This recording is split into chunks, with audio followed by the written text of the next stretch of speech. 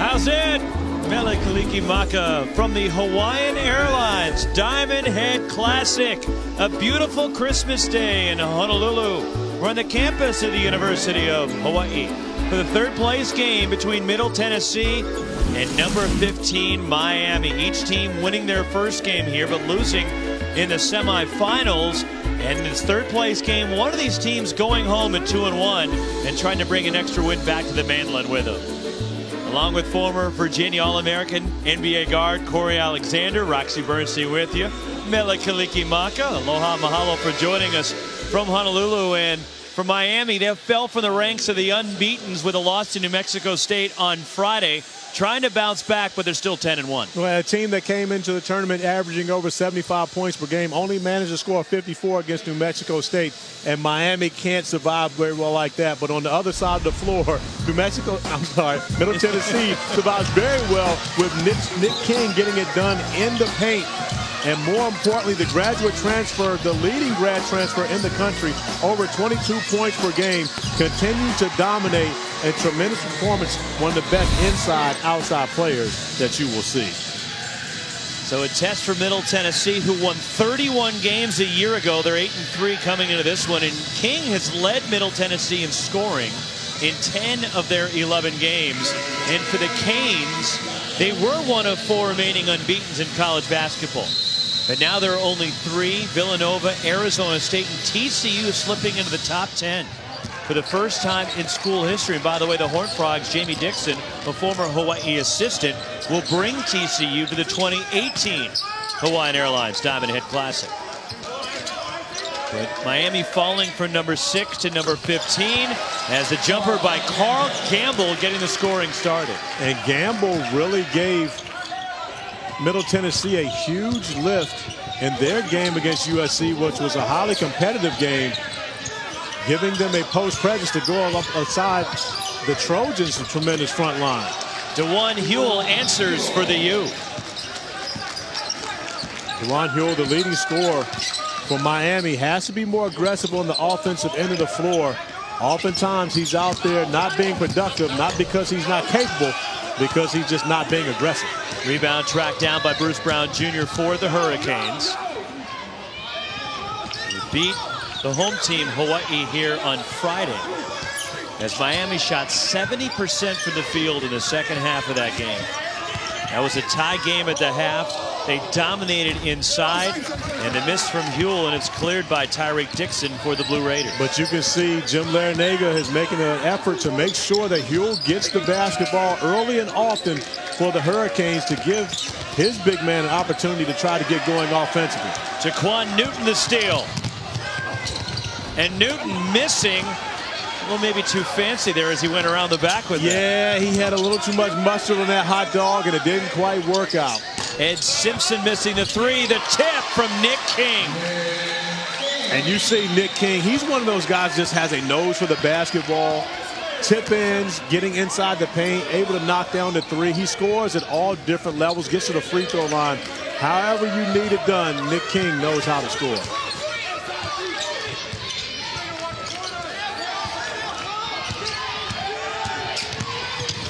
Through the hands of Huell, a little too hot for him, and a turnover by Miami, which was a problem in their game against the Aggies of New Mexico State. And Jaquan Newton getting out on the break. He really wants to fake the behind-the-back pass as he and Bruce Brown make connection, but the ball gets stuck, and therefore forced him to miss that layup in an empty possession for the Hurricanes. Giddy Potts, 3! And Potts in the first game over here in Hawaii became the all-time leader in three-pointers in Middle Tennessee history, and he hits another that's 227 for his Blue Raiders career. And as an announcer, you just root for a guy like that to have a good game because you just like to say Giddy Potts. It's fun to say. DJ Vasiljevic, shot block, and a foul will put DeJuan Huell at the line. And Giddy Potts also a fun player to watch. He is that. Also a lot of fun to watch is Kermit Davis, the coach for Middle Tennessee. Coach Davis gets very excited over on the sidelines, but you're talking about one of the better coaches in the country, often referred to as a high major coach in a mid-major conference, but Conference USA, I'm not sure how mid-major that is. And Coach Davis with 2 NCAA tournament wins over the last 2 years, definitely a high major coach. 20-plus wins 5 of the last 6 seasons for Kermit Davis at Middle Tennessee. As DeJuan Huell hits both, and he has all 4 for Miami. Somebody might want to remind these coaches that they're in Hawaii. They're not in the freezing cold somewhere playing this game, because both of them have long sleeve sweatshirts on. Well, I can tell you right now, both of these coaches are veterans of the game. I won't call them old school. They've just been around a while. And I don't care what you tell them, they're not going to listen because they've been doing it their way. And being in Hawaii for Jim Larinaga is not much of a climate change for him. That's true. They're used to this at Coral Gables. And he wears long sleeves at Coral Gables, so he can get away with it here. Off balance, tough shot for Nick King. Good start for the Blue Raiders.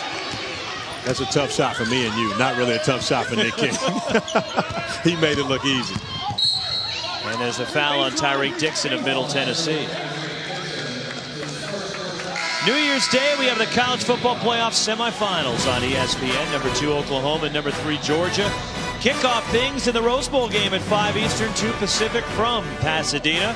Then it's number 1, Clemson, and number 4, Alabama in the Sugar Bowl from the Superdome in New Orleans. Both games are also streaming live on the ESPN app. And I revealed the way that was going to go down prior. But for those who didn't hear it, it's Georgia over Oklahoma. It's Alabama over Clemson. And then, of course, Alabama beats Georgia in the national championship game. Fallon Giddy Potts. Nick King a couple of buckets already. Jim Larinaga, he's got the hoodie and all going over there. 7th year with the U, and a win today will give him 150 wins with Miami. I did not see the hoodie. I didn't recognize that early. And Lawrence missing, and the rebound cleared by Carl Gamble for Middle Tennessee. I saw the long sleeves from Coach L, but I didn't know he was going hoodie style. Good ball movement by Middle Tennessee, and Carl Gamble lays it in. And great patience on the offensive end to be able to find Gamble under the basket. Wasn't open immediately. Miami's gone almost 4 minutes now without a made field goal. Last touch by Miami. It belongs to Middle Tennessee as the Blue Raiders out to an 11-4 lead on Jim Larinaga in Miami. And Coach L can't be happy with the start from his Hurricanes. Coming to the island undefeated, already 1 loss, trying to pick up a win here in their final day.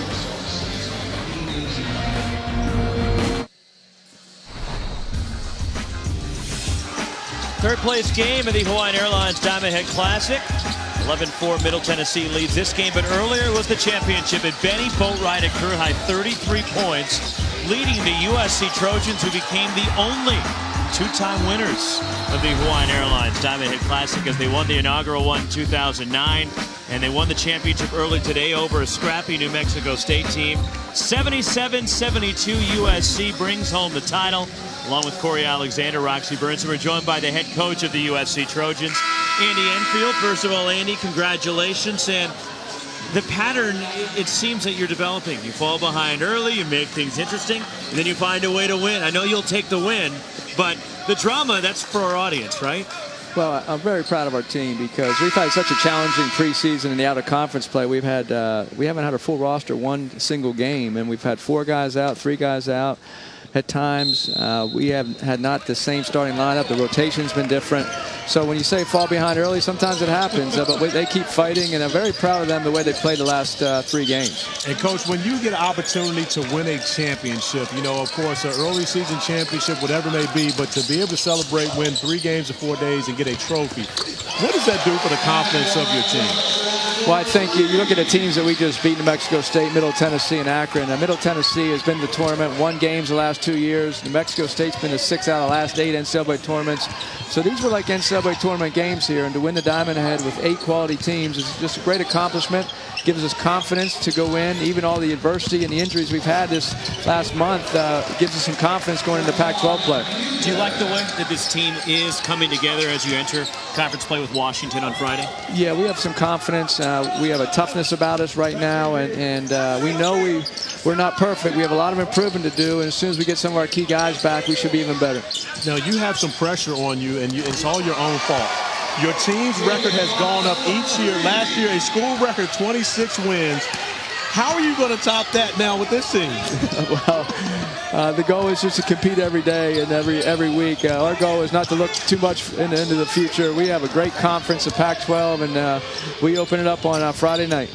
Andy Enfield, the head coach of USC, with us. His team winning earlier the championship in the Hawaiian Airlines Diamond Head Classic as a foul in Middle Tennessee by the Blue Raiders, by the way, have made their last 6 shots, and they're up 11. So this is the trophy you're going to bring back to L.A. with you, and there's your group. And you could just see how much it means to your team, Andy, the accomplishment of winning 3 tough games in 4 days.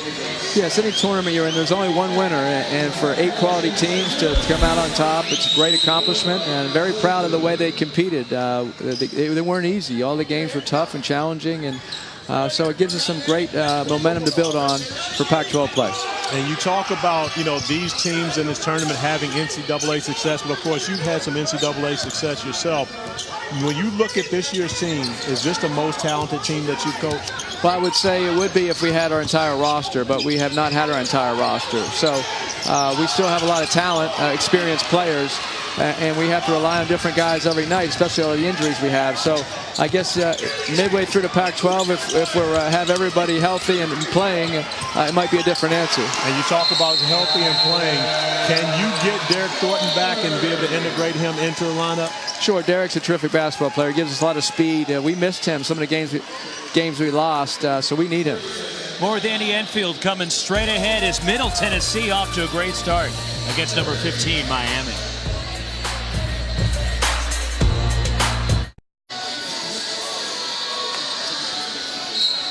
USC coach Andy Enfield with us. His team winning the championship and won a sensational performance, a career best 33 from Benny Boatwright. 6 threes, and he's been one of those guys, Andy, that you've missed a little bit. He was bothered by a foot issue. It's clear what he means to your team, but how have you seen him grow as a player now in his 2+ years in your program? Well, he has great skill at 6'10". He can go inside, outside. He hasn't shot the ball well all season. Today he was sensational. He struggled early with his shot selection and injuries. And so now he has a bounce to his step. He's very confident. And coming out, of course, the last time out you called in the game, you put the ball in the hands of Jordan McLaughlin, your point guard, and you allow him to make the decision as to whether it's going to be Metu or Boatwright who gets that game winner? Correct. When you have an all-league point guard who's leading the league in assists, we put the ball in his hands, and we said if they don't help on the roll, throw it to Metu, and if they do, throw it to Boatwright, and Boatwright has to make a play, either a shot, a drive, or throw it into Metu. So it's fortunate that Jordan made the great decision, and Boatwright stepped up on balance and made the shot. You've got so much talent on your roster. It's got to be a nice problem to have, trying to give out the minutes, considering that you've got 7, 8, 9 guys that could start for a lot of teams in the country, and you have a freshman in McDonald's All-American who barely sees the floor for you. Well, we win and lose as a team, so everyone is expected to compete in practice and in the game. And we've been a little inconsistent the 13 games here out of conference. As I said, we haven't had our full roster. So all that said, I'm very proud of how they've competed. And once we get into conference, we need to stay healthy and keep getting better. Giddy Potts attacks, rattles out, and the rebound controlled by Miami, and there's a foul. And you played this Middle Tennessee State team on Saturday. What are your thoughts on Kermit Davis' squad? Well, as you see, they're up 13 now. They're as good as any high major team, even though they're in the Conference USA. As I said, they just won 2 games in the NCAA tournament last 2 years. So they are an excellent basketball team, play great defense, and they're surprisingly, you turn your head, they're either going to make a 3 or they're going to drive the ball hard to the basket, and so they're very good offensively. And, Coach, coming into this tournament, Miami had a strength of schedule about 275. You were the opposite. You guys have played an extremely tough schedule, 4 losses coming in. But what does that do for your team? How does that help you prepare your team for the season when you play that challenging non-conference schedule? Well, I think it prepares us for Pac-12 because every night we play in the league is going to be like that. So we've already played about 7 or 8 teams that are either at the Power Conference or like Middle Tennessee and New Mexico State that are just equally as good as anyone we play. So I think we'll be ready to go, and hopefully we'll get off to a good start in the league.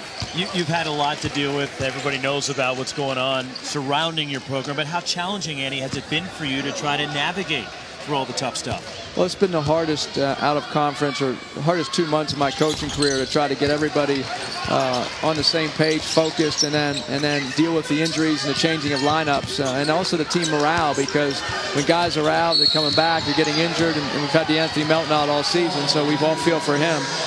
So it's been very difficult and challenging, but I have a great assistant coaching staff. Jason Hart, who's our associate head coach, he is unbelievable, with Chris Capco, Martin Bahar, Curtis Schultz, our strength coach. So when you have guys around you like that, it means a world of difference. 19-8 lead for Middle Tennessee as Andy Enfield with us here, his team winning the championship. And now you get to regroup.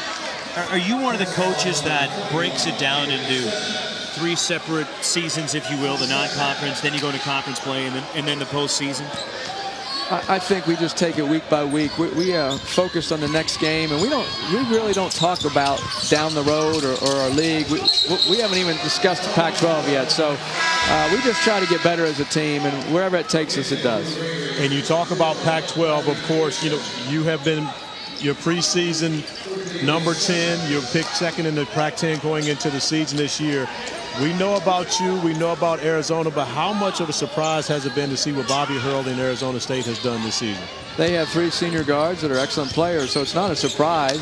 It is a little surprising that they're undefeated because they had to go to Kansas. That was a big-time win for Arizona State and our league.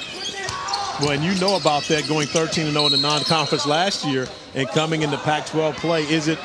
Is it more difficult to coach your team and get your guys to understand what they need to do when they haven't lost and compared to when they do actually lose some games and have some lessons to learn from? Well, Corey, I'd like to have that problem every year to figure that out. Well, what else are your thoughts on the conference going into the Pac-12 season?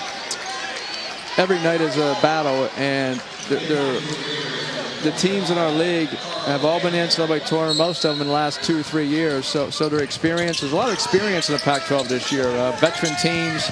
And so it's going to be very difficult to win on the road. And I think a home court advantage, you have to really win your games at home to have a chance for a winning record. How much can you draw from an experience like this for your team heading into league play by winning a championship and going to a neutral floor coming over here to Honolulu? I think this gives us great team camaraderie and momentum and confidence because if you notice the last 3 games, Boatwright had 2 points the first game and was ejected 13 minutes into the game. So for him to go from there to be the MVP of the tournament and to have Shaquan Aaron step up yesterday and Chimezi Metu play lights out for 2 games prior to this, and Jordan McLaughlin just be terrific. And so it's a team experience, and we're excited. Andy, appreciate the time. Congratulations. Good luck entering conference play. I'll see you on New Year's Eve for Washington State. We'll see you then. Andy Enfield, the head coach of the Trojans. They've won the tournament. 3rd-place game, Middle Tennessee up 9. ESPN's exclusive presentation of college basketball is brought to you by Hawaiian Airlines. Hawaii flies with us. Outrigger Hotels and Resorts. Escape Ordinary. And Gildan, your go-to brand for t-shirts and underwear. Mele Kalikimaka, Santa pulling in to Waikiki Beach on a canoe. In Honolulu. What happened to Santa's sleigh? It couldn't make it through the agricultural inspection. Oh, that's what it was. 3rd-place game, and the struggles offensively, Corey, for Miami continuing. They had a rough time shooting the ball in their loss to New Mexico State in the semis on Friday as Chris Likes missing the deep 3. As they hit just 34% from the field against the Aggies, 2 of 18 from 3. And they're 3 of 10 from the floor to start this game and 0 of 3 outside the arc. And Roxy, you and I did that game, so we have the frame of reference around it. And one of the things that I continue to say during that game was Miami was trying to make too many one-on-one plays, too many let me go get mine plays. And it really manifested with a 4-assist, 14-turnover evening for the Hurricanes. If you look at this game thus far, Miami has 0 assists and 4 turnovers. They're just making individual plays and taking tough shots against a really good defensive team in Middle Tennessee. Giddy Potts comes up with a loose ball. And there's a 5th turnover. Miami appears to be out of sorts on the offensive end. They really are. And, when you look at this team, we talk about their schedule and who they played over this year, I think that they really haven't faced the type of defense in their non-conference schedule that they're facing right now when you think about the last 2 games, today against Middle Tennessee and then against New Mexico State, a very good defensive team as well in their semifinal game. Bruce Brown has 6. That's a 19-12 lead for the Blue Raiders.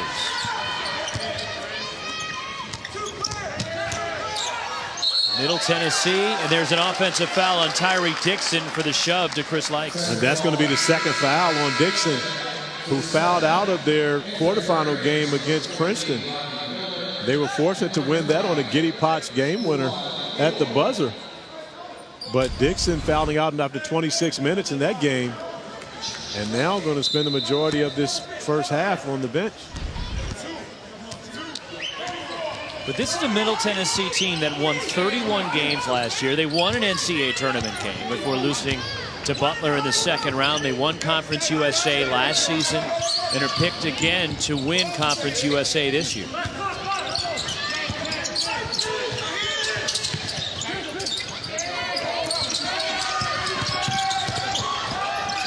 From the corner, a 3 on the way from the freshman Lonnie Walker, the McDonald's All-American. But you don't mind that 3. Chris Likes penetrating, kicking it out to Lonnie Walker. So that's someone creating a shot for you in comparison to an individual having to create a shot for themselves. Nick King out of bounds off of Middle Tennessee. So Middle Tennessee, here's their recent history, and they're used to being in the postseason, and they've had success against power conference teams. Well, and they were a popular pick in 2016, 2017, playing against Minnesota as a number 5 seed. Everyone picks a 5-12. Of course, that was mine. But the win over number 2 Michigan State, 2015-16 NCAA tournament, that was a bit of a shocker. And I believe that's the game that really put Kermit Davis's, program on the map. And from there have been so many eyes on them. They will most likely be an NCAA tournament team again this year, and there would be no surprise. You will see them as one of the favorites, whether they come in as a 8-9 seed or if they're a lower seed than that. They're going to be one of the teams that people pick to win a game or 2 in the tournament. And a foul as King goes down hard. It's on DeJuan Huell of Miami. And that call may have had more to do from the angle that we saw. And again, that could be a different angle under the basket where there was body contact. But King has the basketball exposed. And it looks as though Huell gets all basketball on that block. And oftentimes the result may have more to do with the fact that he falls may have more to do with the call than anything. But this is the angle we wanted to see, where you could see. You don't go wrong by calling that a foul, but there's really not a lot of contact there. There was a lot of basketball that DeJuan Huell got his hand on. Nick King, 81% from the line. One more coming for King, who is a grad transfer. He was with Alabama last year and played in the first 7 games of the year before developing a lung infection. He missed the rest of the year. If I'm Kermit Davis, I'm petitioning the NBA to get him a 6th year of eligibility. Only playing 7 games in that year. I'm trying to get him another one to see if you can get him back in Middle Tennessee next year. He's 12th in the country in scoring coming into this game at almost 23 a night. You see Middle Tennessee now with the 1-3-1 zone, trying to mix it up a bit on Miami and really keep them out of the paint. The dunk inside from the 7-footer, Rodney Miller Jr. And a nice penetration there by Bruce Brown. And that's more so what you're talking about. Allow someone to create a shot for you in comparison to you just going out trying to create a shot for yourself. Middle Tennessee's gone actually over 5 minutes without a field goal, and they lead by 6. They've led by as many as 13. Carl Gamble missing the three, and DJ Vasiljevic the rebound. And Kermit Davis did not like that shot.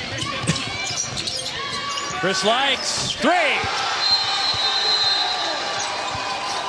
The diminutive freshman buries a three, and Miami is pulled within three. And Miami starting to operate a little better on the offensive end of the floor. Bruce Brown finding Rodney Miller for the finish, and then Chris Likes finding his sweet spot in the corner. Three ball as Miami cuts the lead.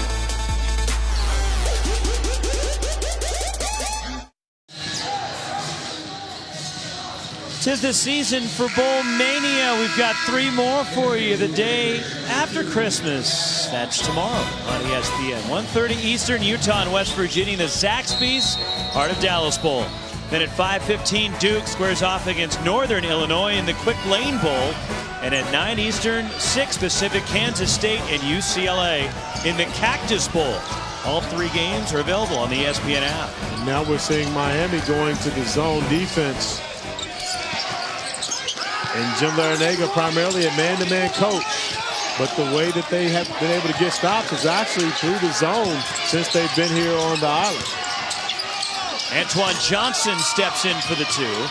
And Nick King keeps it alive offensively for Middle Tennessee. And there's a foul on Miami. And the foul is called on Bruce Brown Jr. 15th foul against the Canes. And despite going without a field goal for now over 6:15, Middle Tennessee still is up 3.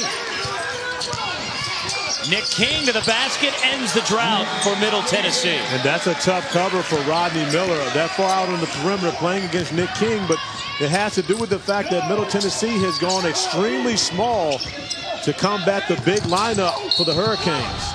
DeJuan Huell and one.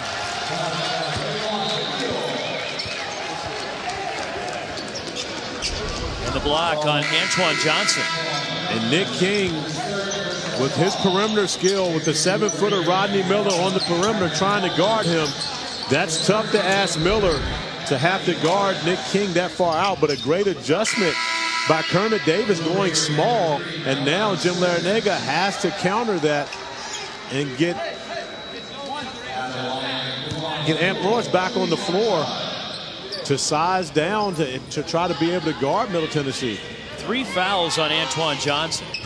And Huell gets the and one free throw. I know we've talked about the struggles free throw shooting for Miami this year. And as Corey has pointed out, it doesn't apply to games played on the islands. Right.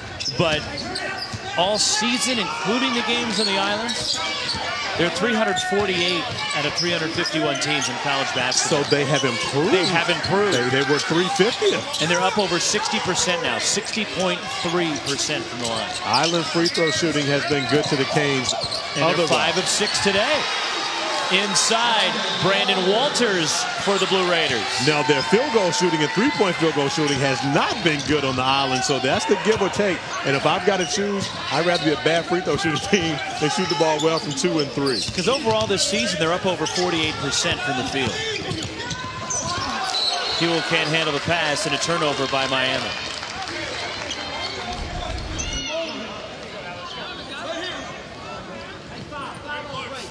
Middle Tennessee moving the basketball extremely well, and that's a beautiful seal and finish from Walters. There's an issue with the net. That's why they stopped play.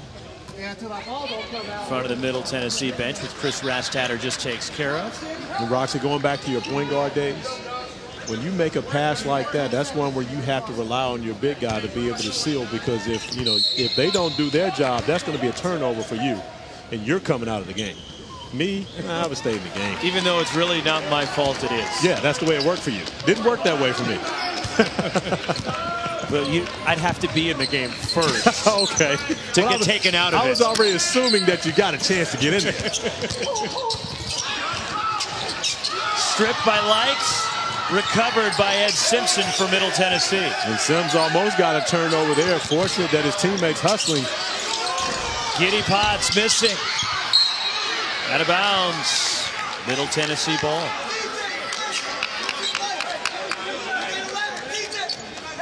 And 4-point lead for the Blue Raiders. Jim Larrañaga right now recognizes that his team is in one of those funks. You know, every team goes through it at some point where things just don't go right for you on one end of the floor or the other.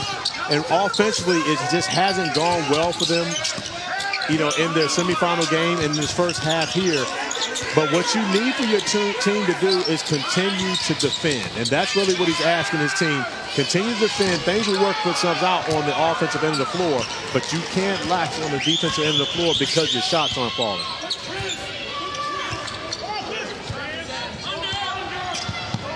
Talked earlier about Jamario Jones for New Mexico State, a near triple-double. Bruce Brown has a triple-double this year for Miami as Chris likes the miss. Yeah, Bruce Brown had one last year too, so he has 2 to his credit. One of very few players in NCAA history to have multiple triple-doubles. DeJuan Huell and 1. That was an impressive move. We talked early in the game where I honestly felt as though DeJuan Huell had to be more assertive on the offensive end of the floor. DJ Vasiljevic kicking it ahead, and you don't often want to kick it ahead to the 6'10", 6'11". Maybe we'll call him 5-man on your team, but Huell, with his ability to maneuver on the perimeter, shows that he's more than capable of putting the ball on his hands past the three-point line. Foul on Brandon Walters, his third. Tipped out. Miami gets a fresh shot clock, down 2. Inside 5 minutes to go, first half of this third-place game of the Hawaiian Airlines Diamond Head Classic. DJ Vasiljevic, his first points of the game, and Miami has the lead for the first time. And I love the recognition there by Chris Likes. The patience to get his team and get his guys in their spots as DJ Vasiljevic gives them a huge hug, knowing that Likes' patience allowed Vasiljevic to get to a shooting spot. Chris Likes knew exactly where he was going with that basketball before the play even started. Off of the free throw miss, Likes allows Vasiljevic to get to a spot, gets DeJuan Huell out to set the screen, and Likes takes one step and immediately knows that basketball is going back to the corner to get his best shooter a 3-ball in the corner pocket. And that ends up being a 5-point possession with the bucket by Huell, and now the 3 from Vasiljevic. And Miami trailing already by as many as 13 in this game.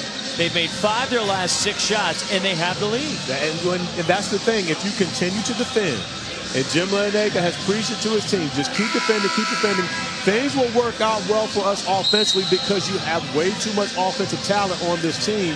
The biggest thing for them is share the basketball. Use your teammates. Don't try to go out and get it done individually. And there's how good Miami's been on the defensive end this year. Second in the country in points allowed, second in field goal percentage, and third in defending the 3. At the rim, and a foul will put Carl Gamble at the line for the Blue Raiders. And it's on Anthony Lawrence, his first. And Amp Lawrence just a step late on that one. That's a play where you either have to get outside of the restricted area and take the charge, or just go straight up and try to affect the shot there. So you don't want to be caught in between, because normally all that ends up going to getting you a foul. Gamble already with 5, a 65% foul shooter. The junior from Columbia, South Carolina, is taken over in a starting spot for Kermit Davis, who started 3 of the last 4 games now, and has given some length and some athleticism to the starting group for Middle Tennessee. Tied at 25. And Middle Tennessee now going to the zone as Miami starts to operate well on the offensive end of the floor. Coach Davis switching it up, trying not to allow Miami to get any type of rhythm on the offensive end of the floor. He recognizes the struggles that they've had.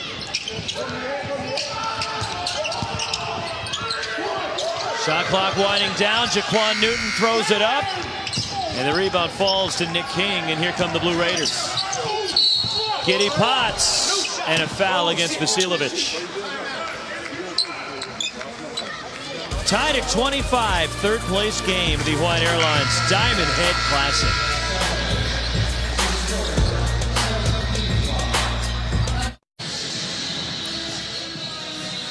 Well, the Canes have rallied early, already trailing by as many as 13. It's been DeJuan Huell that's helped this comeback, and we're tied at 25. And I honestly believe that DeJuan Huell has been more aggressive in this game and getting his opportunities around the rim and built some confidence in this game and his teammates, and more importantly to where they're looking for him to get him the basketball. And, of course, a beautiful spin move and finish to get him to the free throw line. DeJuan Huell needs to step up. He's Miami's leading scorer, but at only just about 13 points a game, that average needs to go up. He needs to become a go-to guy for the Hurricanes. They have someone that they can make sure they throw the ball to when they're struggling offensively. Giddy Potts misses the front end. Middle Tennessee will stay in the zone defense and force Miami to beat them from the perimeter. The Hurricanes came to the island averaging 8.5 three-point makes per game, but haven't shot the ball extremely well since they've been here. Amp Lawrence with his first points of the ball game. Amp heard me. See, it's right on cue. It's been working for us all week. I'm telling you, we got that mojo going to where we can make that happen. We needed to see a three right there. So therefore, we talk about them not shooting well. They go make one. Leaner, ball stripped from Nick King. Vasiljevic, rhythm three. A good look by a great shooter, but then an offensive rebound for Miami to set their offense. You have to like that shot by Vasiljevic, the way he shot the ball, especially over their last 6 games. He's the one guy that they can depend upon to make shots. They only made 2 3-pointers in their semifinal game, and he made both of them. They were just 2 for 18 as the runner missed by Brown. Lawrence will head to the line for Miami.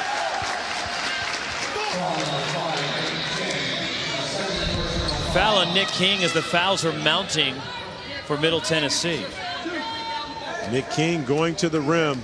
And you see Miami, all 5 players in the paint. And that's the defensive effort that Jim Larranaga wants from his team. Build that wall around the basket and do not allow the opposing team to penetrate. Second foul on King, who gets a breather. First appearance for Theron Shelton Schmidt, the freshman from Mississauga, Ontario. As Kermit Davis having to go deeper into his bench, Davion Thomas in as well, the redshirt freshman, seeing his first action here in Honolulu. But foul difficulty here in the first half for Middle Tennessee, as Antoine Johnson has 3, Brandon Walters has 3, and 2 fouls each for Nick King and Tyreek Dixon. And Miami now with a 4-point lead, at one point trailed by 13 early in this half. So the Canes locking in defensively and being able to find something going on the offensive end of the floor. Davion Thomas missing a 3. A loose ball out of bounds, last touch by Middle Tennessee. It's a Miami ball as the Canes, since getting down by 13, have outscored Middle Tennessee 23-7. Out of this lineup that Coach Davis has in the game right now, Gamble, the only player on the floor who has scored a bucket tonight. And speaking of buckets, DJ with another 3. Second 3 for DJ Vasiljevic. 7-0 run for the U. And with 1:56 left in the half, the Canes are up 7. And Miami's made 4 threes here in the first half. And once again, great execution from Miami. When they do it together as a team, they're pretty good. When they do it as individuals, they're just okay. The execution there, great screen by Amp Lawrence to free Vasiljevic up at the top of the key to knock down the 3. Bowl Mania rolls on Wednesday with 3 more games on ESPN at 1:30 Eastern. Southern Miss squares off against Florida State in the Walk-Ons Independence Bowl. Then at 5:15, Iowa and Boston College in the New Era Pinstripe Bowl at Yankee Stadium. 9 Eastern, old Big 12 rivals go at it in the Academy Sports and Outdoors Texas Bowl. It's Texas and Mizzou. All 3 games are available on the ESPN app. Had a fun bowl game yesterday over here in Honolulu at Aloha Stadium, where Fresno State completed the 2nd greatest turnaround in college football history. Jeff Tedford's Bulldogs, 33-27 victory over Major Applewhite in Houston. The Bulldogs went from 1-11 to 9-4. Impressive.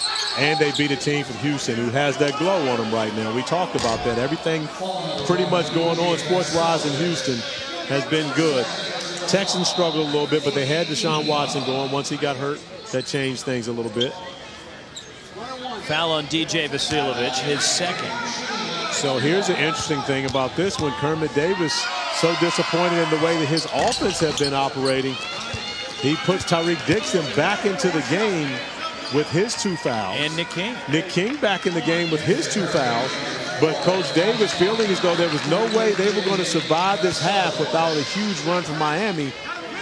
If he doesn't get his guys back on the floor. Giddy Potts also back on the floor.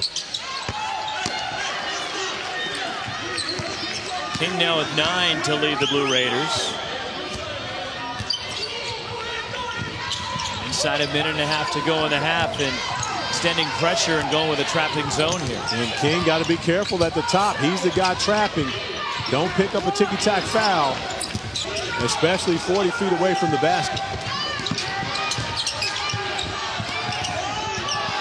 And a travel on Lonnie Walker.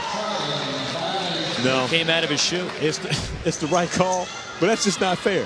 How do you see if that were a pickup game? You say no, I didn't walk. My shoe came off. That's different. You can't call a travel on me if my shoe comes off, but it's a little different here. And they're checking on his left leg after he slipped there, trying to come down with it. And the athletic trainer for Miami is looking at the left knee area of the freshman Lonnie Walker. Well, that's not good. I don't like the fact that immediately when he went down, he started waving to the training staff to come out. McDonald's All-American Walker from Reading, Pennsylvania. As our colleague Paul Biancardi, ESPN's national recruiting director, had Walker ranked 18th of all of his prospects entering college basketball this year. And there is Walker. Gets to his feet. Doesn't look like he can put much pressure on that left leg. He needs help getting off the floor. Definitely hope he's okay. You never like to see anyone getting hurt, but you talk about someone of extreme importance to this Miami team. The #2 shooting guard in the country last year behind Gary Trent at Duke. And Lonnie Walker was averaging 17 points per game over his last 3 games coming into the Diamond Head Classic. But as a freshman has been inconsistent at times, but really was starting to find his way on this Miami Hurricanes team. Let's hopefully we see him back for the second half. By the way, a short change, Jeff Tedford and Fresno State to win. They're 10-4. They went from 1-11 to 10-4 this year. Rattles out from Nick King. So does that make it even greater? Does that make the turnaround? No, it's even still greater? the second best turnaround. Second best But it's turnaround. just they go from 1 to 10 wins. How's that? Hey, that's Pretty a great. good. Regardless, that's a great turnaround. And you know what's even better than all of that? They got to be in Hawaii for a week. Just like us. But do coaches really know where they're at? Let's be honest. Yes. When you leave out of your hotel and it looks and feels like this, you know where you're at. Chris likes the steal. Gets the roll, hit all parts of the rim and went in. 7-point lead for Miami, and Likes with 5 off the bench. And Chris Likes having a very good first half, not only scoring, but distributing the basketball. Ed Simpson at the horn, gets the bucket, and ends a drought of over 6 minutes for Middle Tennessee without a field goal. And in the first half with the Blue Raiders led by as many as 13, they trailed by 5 at the half. And give Miami a lot of credit defensively, as Simpson's able to find his way to the rim and gets the ball out of his hands well before the shot clock goes off. But it's Miami, a 28-12 run to end the half over Middle Tennessee to give the Canes a 5-point lead going into halftime. So the senior Ed Simpson just did get it off, as 9 points from DeJuan Huell to lead Miami, 9 from Nick King to pace Middle Tennessee. But they struggled to end the half, and it's the Canes by 5 in the third-place game in Honolulu. Third place last game at the Hawaiian Airlines Diamond Head Classic. Mele Kalikimaka in aloha for the 50th state as the sun is setting on the 9th annual Hawaiian Airlines Diamond Head Classic. This is the final game of 12 here from Honolulu at the University of Hawaii. Along with Corey Alexander, for Virginia All-American, NBA guard Roxy Bernstein with you. How's it? You having fun out here, huh? I am enjoying myself, as I always do. Fortunate to be here. And to our bosses, we'd like to come back next year. Thank you very much. Plug. But it's been a fun tournament. We saw USC win the championship in a tight game here in the third-place game between Miami and Middle Tennessee. And we've seen Miami's offense show up in the latter part of the first half, really get them back in this game and take a lead. Middle Tennessee now, the team that's struggling offensively, having to figure out what they want to do on the offensive end of the floor. Yeah, the Blue Raiders made only 3 of their last 15 shots after hitting 8 of their first 11. Got off to a great start behind Giddy Potts, Nick King. Their 2 stars really got going early, finding their way to the basket and having success. But Miami locked in defensively, and when they locked in defensively, they got even better on the offensive end of the floor. Chris Lights knocking down the 3, and then DJ Vasiljevic actually 2 3-pointers in the first half, and Amp Lawrence getting involved as well, knocking down the 3. Miami 4 for 10 from beyond the arc after struggling 2 for 14 in their semifinal game. This was moments ago as Lonnie Walker got hurt late in the first half for the Hurricanes. And then he was trying to get loose on the bike, and now he's walking back into the Miami locker room. Hopefully have an update for you. But you hate to see that for such a highly touted freshman who has played a pivotal role for Miami as of late. Yeah, and you see Middle Tennessee coming out in the 1-3-1 zone, and a lot of reason for that. Middle Tennessee actually has 2 players with 3 fouls in the first half already. So Coach Davis having to protect his team as much zone defense as they can here in the second half. Rattles off from Bruce Brown. The rebound cleared by Middle Tennessee and Nick King. And we saw Lonnie Walker come back to the Miami bench there after going inside momentarily. Yeah, the biggest teller will be, will he get back into this game, though? We'll know whether he's healthy or not at that point. And he's a guy that this Miami team needs, not just to here this evening, but also moving forward. Miami in a stretch of where they will play away from home from December 16th, where they started George Washington. They won't play another home game until January the 7th when they bring in in-state rival Florida State. They have a stretch right now. They're in the midst of it. 1 home game in 42 days. There is Walker on the bench. And they'll open up ACC play, I should say, at Pitt coming up on Saturday. Off of Middle Tennessee.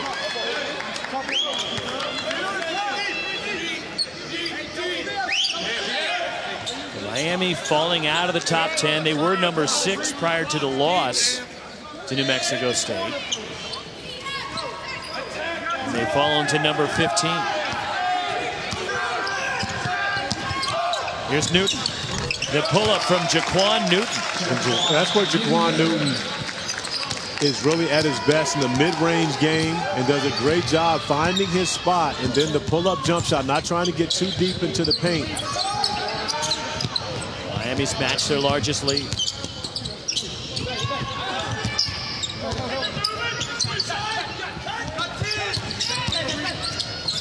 Giddy Potts from the corner. And the all-time 3-point leader in Middle Tennessee hits his second in this game. And great execution by Middle Tennessee there. The pick and roll, the exchange between Tyreek Dixon and Giddy Potts caused the Miami defense. 2 players went the wrong direction, leaving Potts wide open. Rather his 3rd 3 here this third-place game. And it pulls the Blue Raiders within 4. Off balance, Brown and 1. It's on Tyreek Dixon, his 3rd. Bruce Brown, who did all of his damage after the intermission in their semifinal loss to New Mexico State, now getting involved early in the second half, going to the rim, the opportunity for the 3-point play.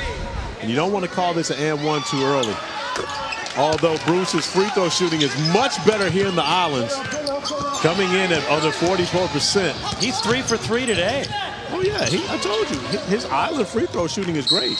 It's the mainland where he struggles. But I think, you know, a little bit of island life could help correct some of your problems. Aranganat could be on the phone right now. So you're saying it's different. It's counterproductive when you live here. It's almost as like you're spoiled living here. You should not get the good fortune. And a steal by Bruce Brown. Taken right back by the Blue Raiders. Dixon kept alive on the offensive glass and put back by Carl Gamble. 7 for Gamble. And just an unfortunate turnover there for Bruce Brown as he came up with the steal, just trying to get out in transition. The ball bounces off the back of a Middle Tennessee player's foot.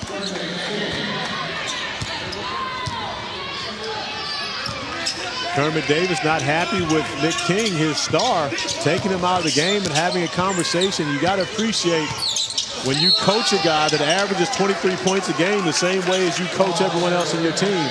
No special treatment for King as he and Kermit Davis continue to have a conversation on the sideline. Jaquan Newton to the line. And that's 4 fouls on Tyreek Dixon with 17:10 to play. So the starting point guard for Middle Tennessee with 4 fouls, and Kermit Davis got to pull him out for a while as Newton hits the first. 1 of 3 at the line. 5 points for the senior from Philly as the rebound cleared by Giddy Potts. But here's the thing, Antoine Johnson comes in to spell Dixon, but he has 3 fouls already. He had 3 in the first half, so the foul trouble all up and down the roster for Middle Tennessee. And we saw Kermit Davis had to go deep into his bench in the first half because of the fouls. And if you're Miami, you want to take advantage of that, but this time it's going to be Jaquan Newton picking up the offensive foul. Saw that left arm come out to clear space on Giddy Potts. First on Jaquan Newton. And Newton stays in attack mode, trying to find his way to the rim, but you see that left arm come back and hook Potts. Going to be an offensive foul whenever you extend that arm.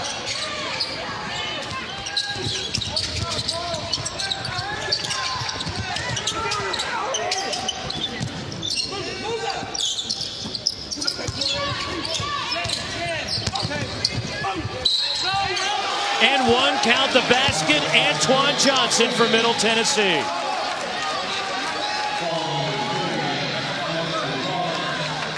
Second foul on Amp Lawrence. 4-point game, and the Blue Raiders at the line. Tremendous luxury to have a backup point guard like Johnson, a veteran in the program who can go in and make plays.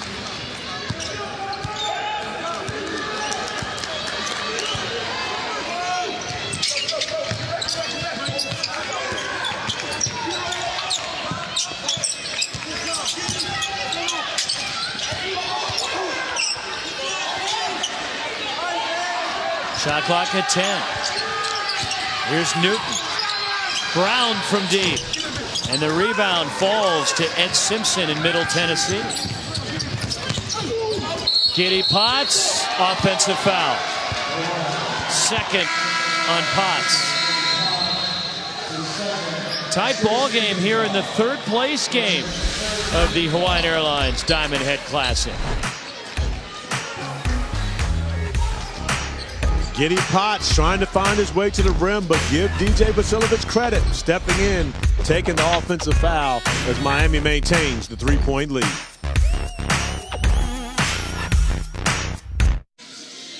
Miami 4, Middle Tennessee 37, 15:50 left in this 3rd place game, and Bruce Brown leading the Hurricanes here with 9 points along with DeJuan Hewell.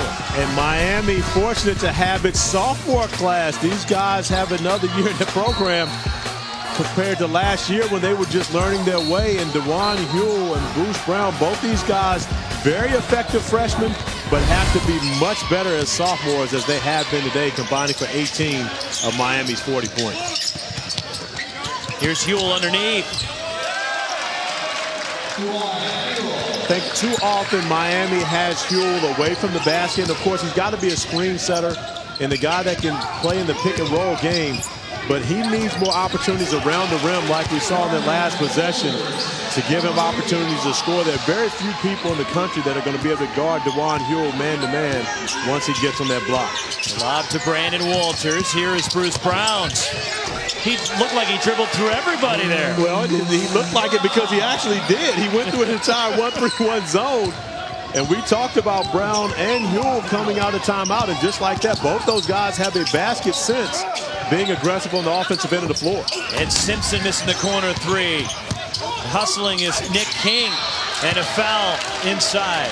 And it's on DeJuan Huell, his second.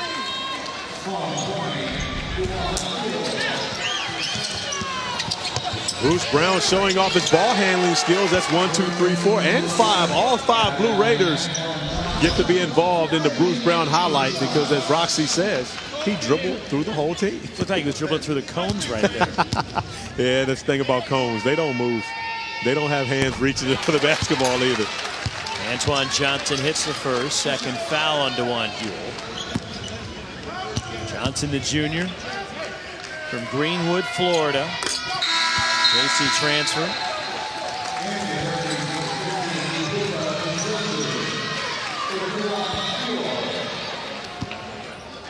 Ibuka Zundu comes back. The junior from Charlotte. Is Huell getting a breather here? 3-point game. Middle Tennessee led by as many as 13 early. And Miami's led by as many as 7. And Middle Tennessee making the change from the 1-3-1 zone now to the 2-3. But a beautiful find by Jaquan Newton to Bruce Brown along the baseline. And at 6'5", he plays it like a big man, just straight off Burt dunk. 13 for Brown. Antoine Johnson, tough fadeaway. And the rebound, there's Brown clearing. Not free, diving for it is Simpson. Newton got it back. DJ Vasiljevic missing a corner three. And it's Giddy Potts clearing for the Blue Raiders. Open is Potts, and he missed. You give Giddy Potts a look like that, you think it's going down, no problem. And Miami fortunate. Amp Lawrence went down and was slow getting up and back on the defensive end, which allowed Giddy Potts to get that wide open three-pointer. There's officials timeout. There's a wet spot in the court I think they're going to want to attend to here with 13:38 to go, and Miami up 5 on Middle Tennessee. Both of these teams will enter conference play after this third-place game here at Christmas in Honolulu. 'Tis the season for Bowl Mania. 3 more coming for you tomorrow on ESPN. Yeah, it's still tomorrow. It's 9:50 on the East Coast. 1:30 Eastern, Utah and West Virginia in the Zaxby's Heart of Dallas Bowl. Then at 5:15, Duke against Northern Illinois. The Quick Lane Bowl, 9 Eastern, Kansas State and UCLA in the Cactus Bowl. All 3 games available on the ESPN app. I have no idea what day it is. I know it's Christmas Day. It's Monday. I know it's Christmas Day. That's the day that it is. Now, outside of it being Christmas Day, no idea. I know it's December 25th because that's Christmas. Day of the week, no clue. DJ Vasiljevic, but at the rim, the alley-oop to Nick King. 5-point game for Middle Tennessee. They need their defense now to step it up. Miami has shown that they can get going and get on track offensively, build a rhythm. Now Middle Tennessee's defense needs to really stand up. Ibuka Zundu. And the rebound cleared, and pushing is Antoine Johnson for Middle Tennessee. That's a 2. And Antoine Johnson now in double figures with 10. Middle Tennessee has crept back within 3. And Johnson coming off the bench for Coach Davis's team, but yet plays much more like a starter. You're talking about a veteran that has played in big games and knows how to make big plays as he knocks down the 2 to get his team within 1 possession.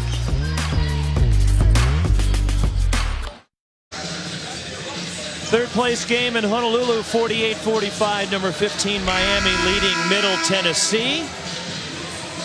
The close the Hawaiian Airlines Diamond Head Classic in Middle Tennessee, getting back within striking distance here. It's a one-possession game. And Antoine Johnson and Nick King both making some eye contact as King lets Johnson know, just throw it up, I'll go get it. And Antoine Johnson coming in and spelling Tariq Dixon, who's on the bench with 4 fouls, has made a number of great plays for the Blue Raiders as of late, knocking down the 2-pointer to make it a one-possession game. And a reach-in foul. And that's on Ed Simpson. Second on the senior. Give Antoine Johnson credit for coming in and spelling his teammate Tariq Dixon, but Johnson is an integral part of this lineup, as is Ibuka, an integral part of that Miami front line, as he's able to sneak back in behind. I'm not sure how the 6'10 player sneaks in back behind the zone, but it happened. First points for Azundu. Antoine Johnson, and a foul as Azundu didn't sneak up on anybody there. And that's just a veteran play. The junior guard getting inside the zone, knowing that he's going to have a tough time getting that shot over the big fella, gets him up in the air and draws the foul. 2 shots for Antoine Johnson. 5-point lead for the U, trying to lead the Islands 2-1.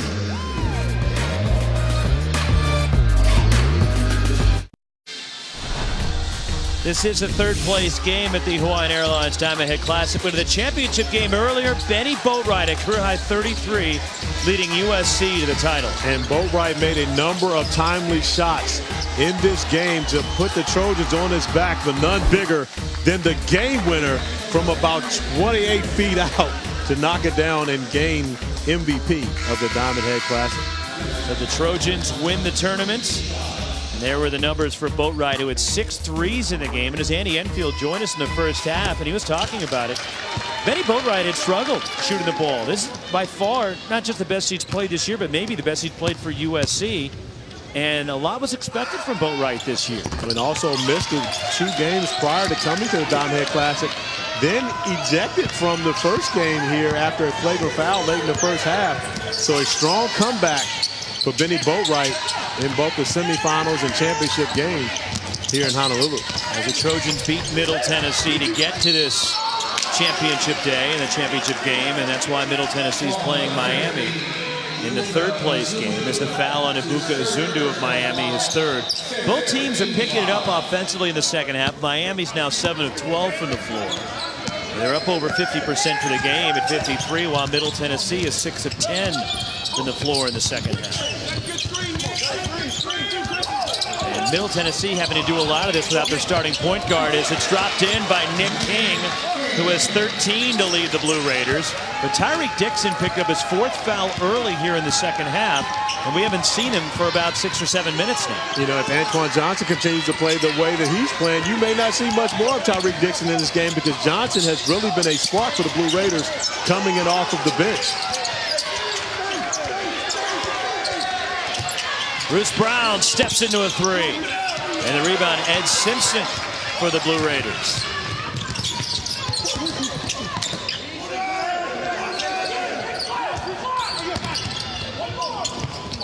From deep, Nick King, and Middle Tennessee has reclaimed the lead. Their first lead of the second half. And Nick King makes the shot, but again, Antoine Johnson makes the play. He's the one that settles the team down offensively, takes 2 guys with him off the screen and roll to open up King for the 3. 7 straight for the Blue Raiders, and DJ Vasiljevic traveled.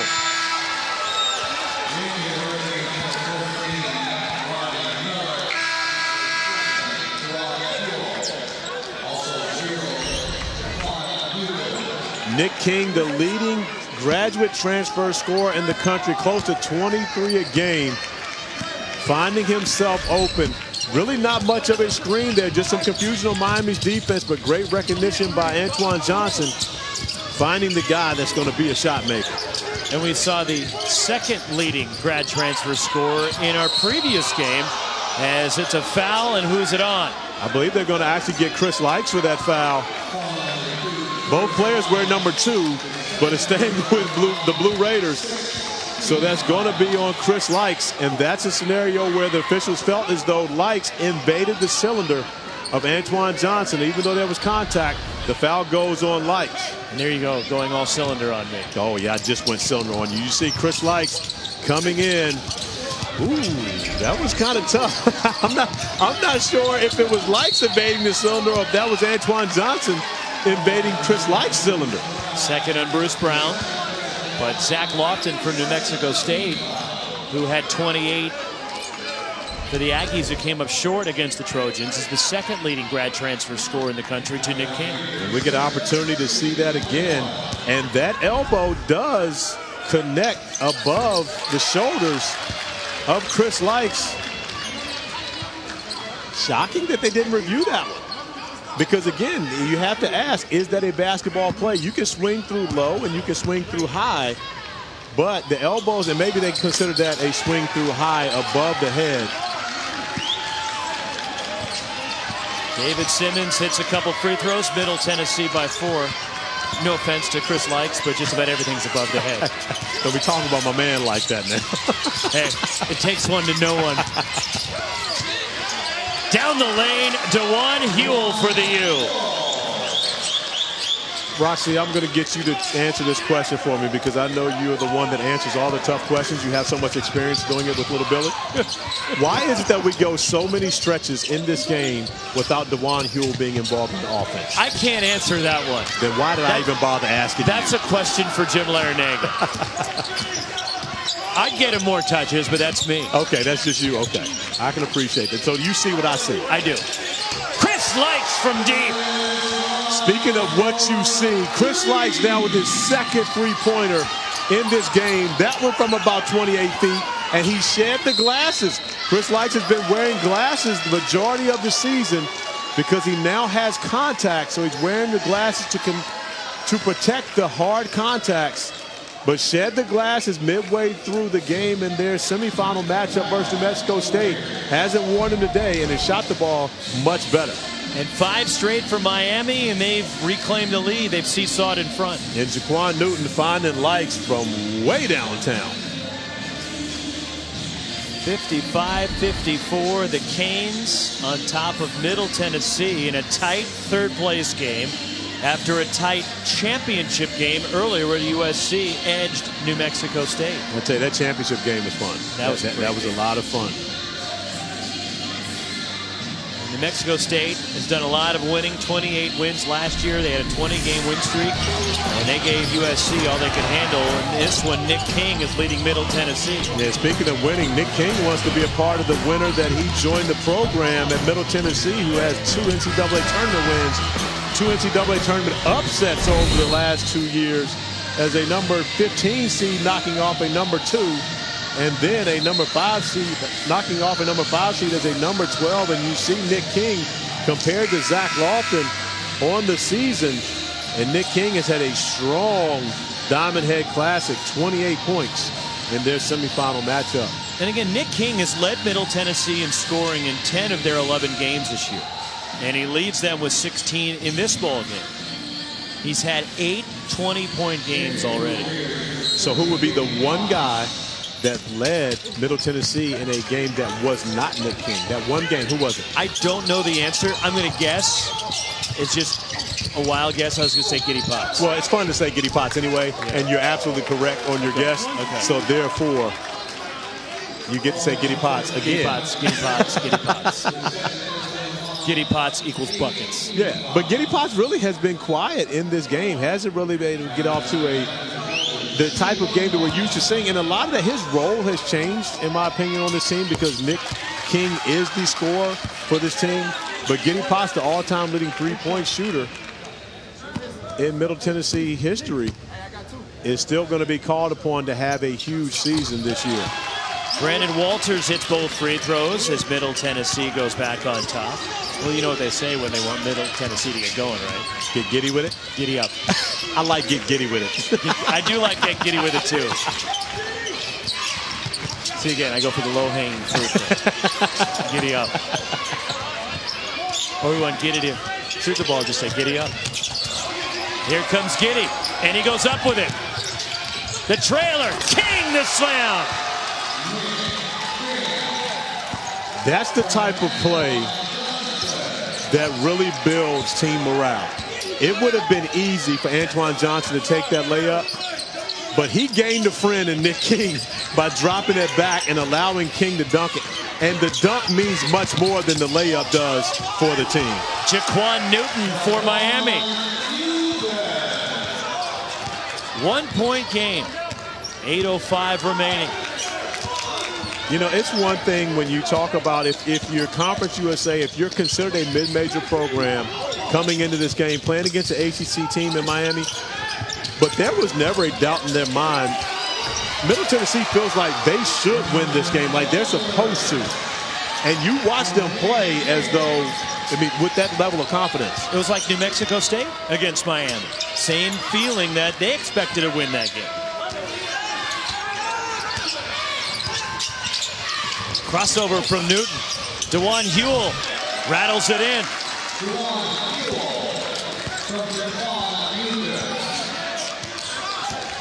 A lot of times also, Corey, in third-place games, especially in a place like this, teams might mail it in. That is not happening here. Well, one of the reasons that won't happen here is because of these two coaches. They will not allow for that to happen. They expect a lot of these young men, and both teams have come out tonight and put on an effort worthy of their coaches. 1 point game, 7:04 remaining. Middle Tennessee clinging to the lead on Miami. And Antoine Johnson, the huge spark for the Blue Raiders. He's got an easy one, but he'd rather share it with his friends. Nick King having another huge game for the Blue Raiders with the two-hand slam.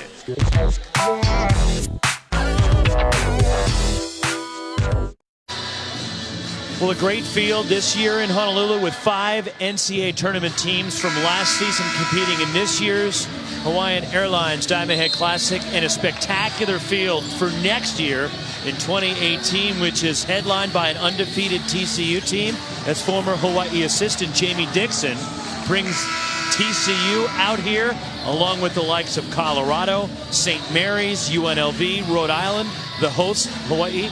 And then you have Indiana State and Charlotte as well. And Charlotte coming Conference USA with a young man by the name of John Davis, if he's still in school, if he hasn't put his name in the draft, who is a special talent who Middle Tennessee is going to have to contend with this year if they want to make their third trip to the NCAA tournament. It's funny, I remember Randy Bannon after the last time St. Mary's was here, and they went 0-3. And they were a ranked team coming into the tournament. It was a strong field when they were here. And he swore off, I'm never coming back there again. How can you ever swear off Hawaii? Well, that's exactly it. Randy, it just sucks you in. Off balance. And DeJuan Huell. And there is a foul late clock on Brandon Walters of Middle Tennessee. His 4th. And that's a foul, honestly, an official does not want to call, because it's almost a bailout. But when you see it, Walters did not give them any choice but to call this foul. Because as Huell goes up to take this shot, you'll see Walters moving into him. And that's a foul. I mean, you can get upset about it and you can say, hey, it's a bailout, it's the end of the shot clock. But Walters just has to stay straight up and not force the officials to make that call. Because you can clearly see Walters, as Huell goes up, he's moving into him, leaning into him. That's a foul. And you don't do that, especially if the shot clock's going down, stay straight up.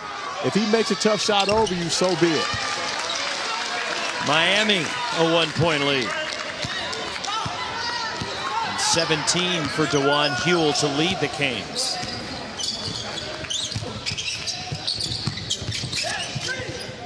Antoine Johnson missing a 3, but Giddy Potts the offensive rebound. The lay-in from Brandon Walters. And great play there by Nick King. He could have taken a 4th shot, but recognized the defense going with him. Walters will be wide open and picks up an assist. Kermit Davis leading Walters in the game with his 4 fouls.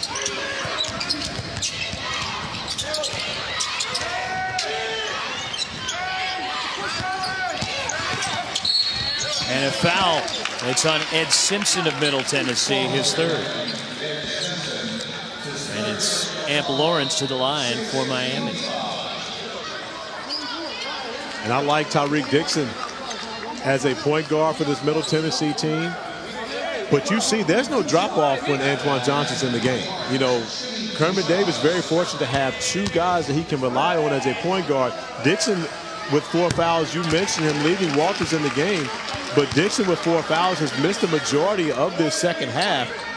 He's been sitting for about 12 minutes. Yeah, and Middle Tennessee has been very good during that stretch on both ends of the floor. And you got to give Johnson a lot of the credit for that.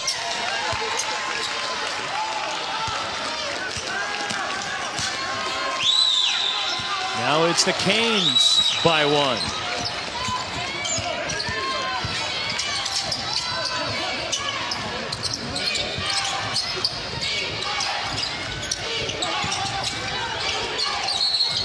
And a foul in the post. It's on Jaquan Newton for a hold, his second. That was some great action there. Kermit Davis running against Miami, enforcing the mismatch.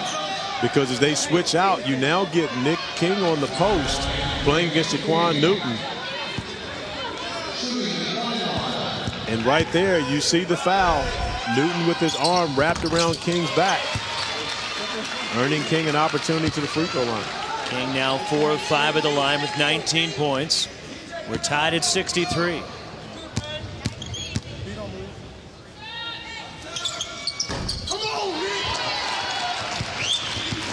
If you heard the "come on, Nick," that was Nick screaming at Nick. It wasn't anyone else screaming at us. He was screaming at himself after he missed the free throw. And a strong finish from Bruce Brown.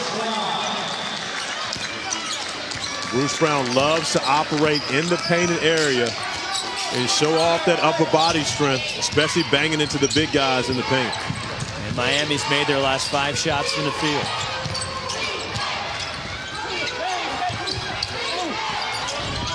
Nick King rattles it in his 9th 20-point game of the season. Now Middle Tennessee back to the man-to-man defense. And they caught him off guard with a trap and a foul against Middle Tennessee. And if that's on Walters, he is fouled out. And Kermit Davis wanting to travel, but you're absolutely right. That was a great trap by the Blue Raiders to catch Bruce Brown off guard coming off of the horn set. 2 screens at the top of the key. And Brown definitely was not expecting that level of intensity with that trap. Fortunately, got bailed out with the foul. So Brandon Walters is fouled out with 4:31 remaining. And he leaves with 12 points. But as Walters fouls out, Coach Davis just brings in his starter. Gamble comes back into the game. And not to say that there's, much difference between these two guys, because they both have been in and out of the lineup. And again, another luxury by Coach Davis at Middle Tennessee. When you have multiple players at each spot that can come in, we talked about the difference in point guard with Dixon and Johnson, and now you talk Walters and Gamble. This is an extremely talented Middle Tennessee team who you look forward to seeing in March, especially after the success they've had over the last couple seasons. There's a foul off the ball against Miami after Brown rattled out the front end of the 1-and-1. Third on DJ Vasiljevic, and here's the foul trouble for the Blue Raiders. And they have multiple players with 3 fouls in the first half. Johnson was one of those players. He's played pretty much a foul-free game since then, and he's only played in the second half and played so much time because Dixon has been in foul trouble so long. And Johnson's played heavy minutes without getting himself into further foul trouble and allowed Coach Davis the luxury of keeping Dixon on the bench. One more for Carl Gamble. And Gamble now 3 of 4 at the line with 9 points. Blue Raiders by 2. It's fitting the way this tournament has gone. We're coming down to the wire. And we've had some really good games here. Oftentimes you get a bunch of blowouts with the travel, etc., but there have been some really good games. Had multiple buzzer beaters, game-winning shots. A lot of excitement here in Honolulu this week. Third foul on Nick King. DeJuan Hewell, 5 of 6 to the line, shooting 2. Hewell 6 of 7 from the floor, 17 points, 3 rebounds. That's a great line. Could use more rebounds to go along with that. But 6 of 7 from the floor. See, I couldn't have games like that, Roxy. Well, you had to shoot them. If I'm 6 or 7, times. I am hot. Which means I'm not taking 7 shots if I'm hot. I'm taking 17 shots if I'm hot. So kid yourself, you're taking 27. Okay. Well, I didn't want to say 27, but I'm glad you did. I like 27 shots more than 17. Shooter's going to shoot. It's the only way to score. The shot not taken is the bucket not scored. Down the lane and the layup from Antoine Johnson. Come on, man. Think about the game that this young man is having. Coming off the bench, 3 fouls in the first half, yet getting it done here for his team in the second half.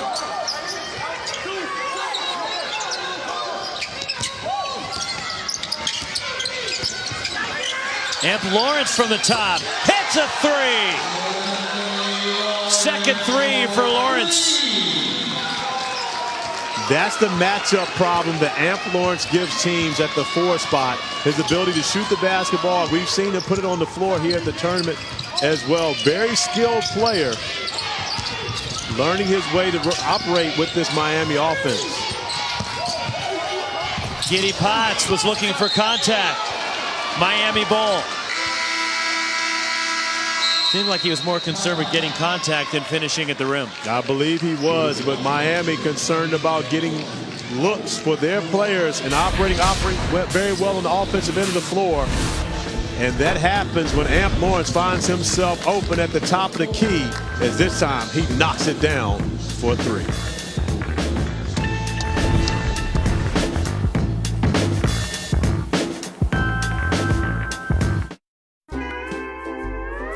ESPN's exclusive presentation of college basketball is brought to you by Hawaiian Airlines. Hawaii flies with us. Outrigger Hotels and Resorts. Escape Ordinary. And Gildan. For t-shirts and underwear, every thread counts. Santa saying Mele Kalikimaka as he glides in on Waikiki from his canoe, and Brandon Walters having an impact even though he's fouled out, but helping Middle Tennessee hang right with number 15 Miami. And Brandon Walters with 12 of Middle Tennessee's 28 bench points, 14 of those going to Antoine Johnson. And that's really the strength of this team. You've got a guy like Nick Young and Giddy Potts in the starting lineup, but you've also got depth coming off the bench and Walters and Johnson. Both teams have been terrific here in the second half as you look at the bench points. Bruce Brown, the runner, and Brown with a season-high tying 17. But Miami is now 14 of 20. They're 70% from the field here in the second half. Middle Tennessee is 62%. And we talked about Miami's shooting woes in this tournament. Antoine Johnson. No shooting woes for Johnson. Man, he's playing with a lot of confidence right now. And he's tied a season high with 16. Well, and again, you remember when we talked about this earlier in the half, and I said if Johnson keeps playing the way he is, Coach Davis may not bring Dixon back in, and Tyreek Dixon, the starting point guard, has not been back in the ball game since. DJ Vasiljevic with the offensive rebound.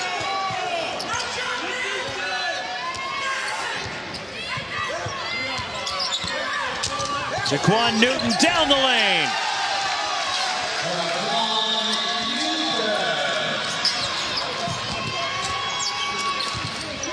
And if you're Middle Tennessee right now, no rush. You don't need a 3. Just execute good offense and try to put some points on the board.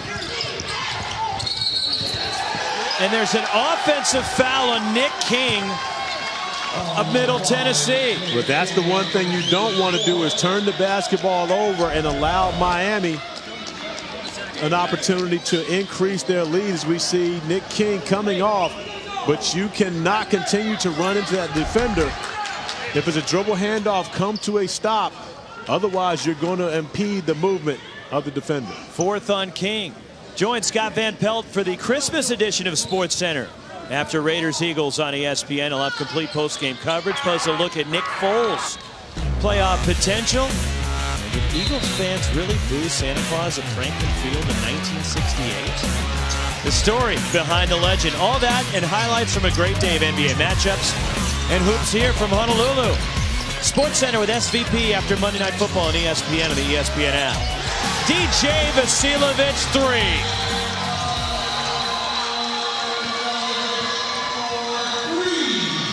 Huge swing there. No points on the Middle Tennessee as they come up. Another loose ball and the foul called against Miami with 1:01 to go. Nick King with the loose ball. Nick King with the turnover on the previous possession. Miami knocks down the three-pointer, and then a near turnover on this possession as King just dribbles it off of his foot, and you see Miami hustling in for the basketball. It's close to that going out of bounds, but they'll actually get the foul on Jaquan Newton, jumping on top of King, sending King to the line. 3rd on Newton, but Miami's made 9 of its last 10 shots from the floor. And that's a way to close a ball game. And Miami back up around their season average of over 75 points per game after taking the offensive night off against New Mexico State, and give New Mexico State a lot of credit for what they did defensively.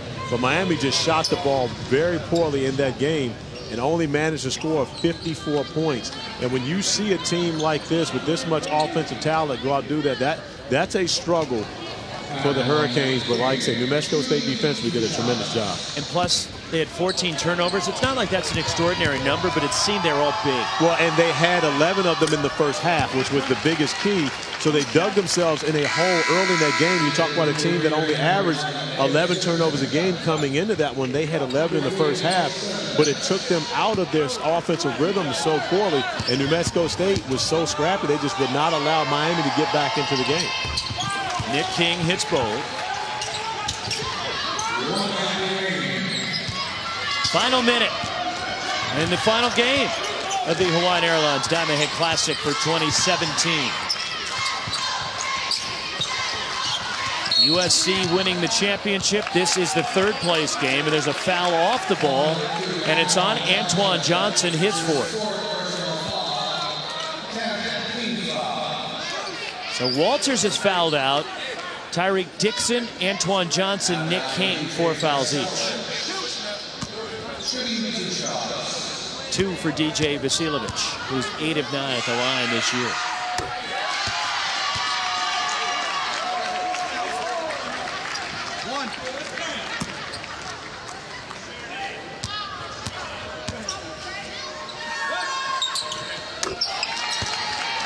Still only a 2-possession game if you're Middle Tennessee, and you don't need a three-pointer here, but you need something quick. If you can get something going to the basket, you take it early. Antoine Johnson missing a 3, and there's Bruce Brown for the rebound. And Bruce Brown is fouled by Giddy Potts, his 3rd. Bruce Brown held on to that basketball, waiting to get fouled as though he were a great free throw shooter when he had DJ Vasiljevic wide open, a much better free throw shooter, as Brown actually smacks himself on the top of the head for making that decision. So now the pressure's on the sophomore to step to the line and knock him down. It's Hawaii, bro. I got this. See, there you go. Your announcer jinx does work here in the islands. It's just mine doesn't. One more for Brown. And now a season high 18. And now a 3-possession game. Now you have to really start looking at a quick 3 if you're Middle Tennessee. And Miami doing a great job making them use time on this clock.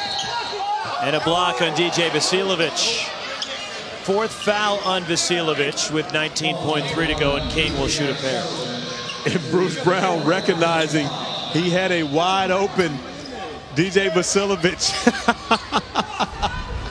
He knows that was a mistake, but Brown goes to the line, knocks down 1 of 2.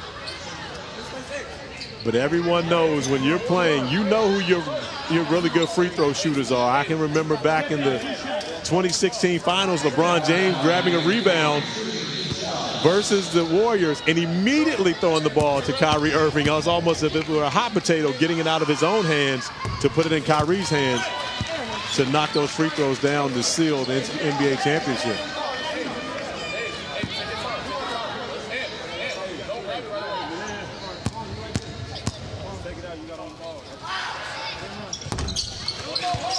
King hits both. Bruce Brown and one. Fourth on Ed Simpson. Give 20 for Brown. And give Amp Lawrence credit for the beautiful pass, throwing it only where Bruce Brown could get to it. And that's a call from Jim Larinaga. Great recognition, knowing to take advantage of the pressure of Middle Tennessee off of the free throw. And the block from Anthony Lawrence. Miami made 10 of their last 11 shots from the floor. That's a way to finish off a ball. Yeah, the key for Miami in the first half was just to keep plugging away defensively until they could build some type of rhythm offensively. And they were able to do that at the end of the first half, and it just continued into their play in the second half of this game. Giddy Potts, long three. Fourth three for Potts. But behind the pack, DeJuan Huell with a slam. I want to boo him. If you're going to dunk it, at least windmill it. I mean, you know, DeJuan Huell, his athleticism, his size. 28 for Nick King. Three-point game. Broken up, but that'll do it. And Miami is closed strong as the Canes make 11 of their last 12 shots. And they go home at 2-1, 84-81 over Middle Tennessee. Been a pleasure working with you, my man. Enjoyed it once again in Hawaii. Diamond Head Classic, please bring me back. Mahalo. Mele Kalikimaka from Honolulu, where the USC Trojans are champs of the Hawaiian Airlines Diamond Head Classic. For Corey Alexander, our great crew all week long. Aloha from the 50th state. And coming up, Haole Makahiki Ho.